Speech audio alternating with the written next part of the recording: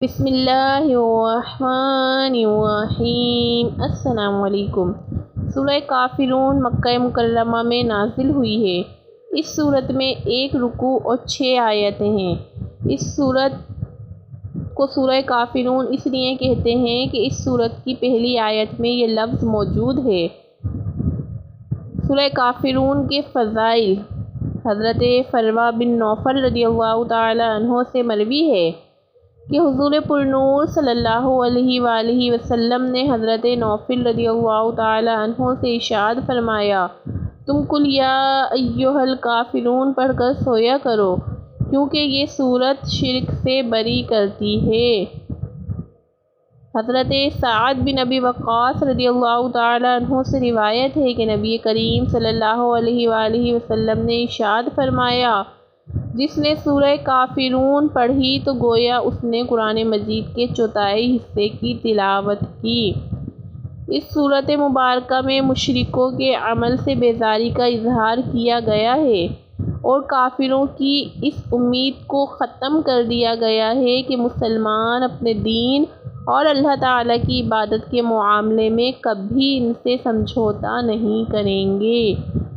سورہ کافرون کی اپنے سے ماقبل سورت سورہ کوثر کے ساتھ مناسبت یہ ہے کہ سورہ کوثر میں حضور پرنور صلی اللہ علیہ وآلہ وسلم کو اللہ تعالیٰ کی عبادت کرتے رہنے کا حکم دیا گیا، اور سورہ کافرون میں یہ حکم دیا گیا کہ آپ صلی اللہ علیہ وآلہ وسلم کافروں کو مخاطب کر کے یہ اعلان فرما دیں کہ میں صرف اپنے رب کی عبادت کرتا ہوں، اور جن بتوں کی تم پوجا کرتے ہو میں ان کی کبھی پوجا نہیں کروں گا۔ بسم اللہ الرحمن الرحیم۔ اللہ کے نام سے شروع جو نہایت مہربان رحم والا ہے۔ قل یا ایھا الکافرون، تم فرماؤ اے کافرو۔ اس کا شان نزول یہ ہے کہ قریش کی ایک جماعت نے تاجدار رسالت صلی اللہ علیہ وآلہ وسلم سے کہا کہ آپ ہمارے دین کی پیروی کیجیے، ہم آپ کے دین کی پیروی کریں گے۔ 1 سال آپ ہمارے معبودوں کی عبادت کریں، 1 سال ہم آپ کے معبود کی عبادت کریں گے۔ رسول کریم صلی اللہ علیہ وآلہ وسلم نے ان سے فرمایا، اس بات سے اللہ تعالیٰ کی پناہ کہ میں اس کے ساتھ کسی غیر کو شریک کروں۔ کفار کہنے لگے، تو آپ ایسا کیجیے کہ ہمارے کسی معبود کو ہاتھ ہی لگا دیجیے، ہم آپ کی تصدیق کر دیں گے اور آپ کے معبود کی عبادت کریں گے۔ اس پر یہ سورہ مبارکہ نازل ہوئی اور سرکار دو عالم صلی اللہ علیہ وآلہ وسلم مسجد حرام میں تشریف لے گئے۔ وہاں قریش کی وہ جماعتیں موجود تھیں جس نے نبی کریم صلی اللہ علیہ وآلہ وسلم سے یہ گفتگو کی تھی۔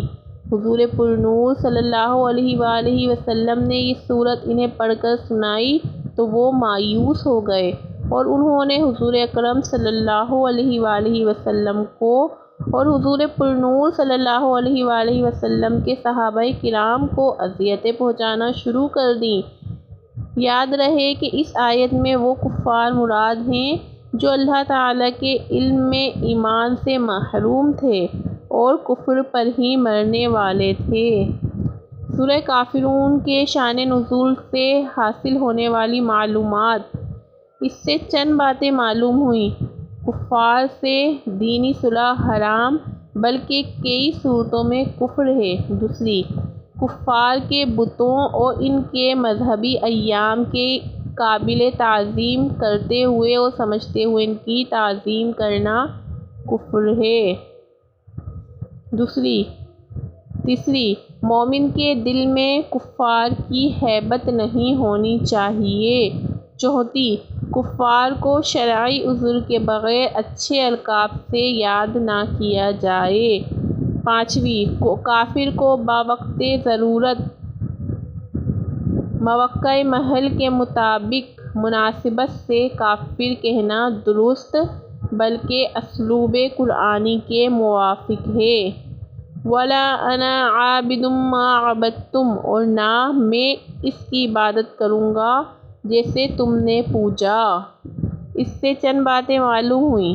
انسان دنیاوی معاملات میں نرم ہو مگر دین میں انتہائی مضبوط ہو تاکہ کفار اس سے مایوس ہو۔ دوسری، حضور پرنور صلی اللہ علیہ وآلہ وسلم کو اپنے مستقبل کی خبر تھی کہ وہ کبھی کفر، شرک اور فسق نہیں کریں گے۔ تیسری، مسلمان کو چاہیے کہ اپنے بارے میں کفار کو مایوس کر دے کہ وہ اسے دین سے پھیر سکیں۔ وَلَا أَنْتُمْ عَابِدُونَ مَا عَبَدتُّمْ، اور نہ تم اس کی عبادت کرنے والے ہو جس کی میں عبادت کرتا ہوں۔ اس سے معلوم ہوا کہ اللہ تعالیٰ نے اپنے حبیب صلی اللہ علیہ وآلہ وسلم کو لوگوں کے اچھے برے خاتمے کی خبر دی ہے کہ کون کفر پر مرے گا اور کسے ایمان پر موت آئے گی، کیونکہ یہاں کلام ان کفار سے ہو رہا ہے جو کفر پر مرنے والے تھے۔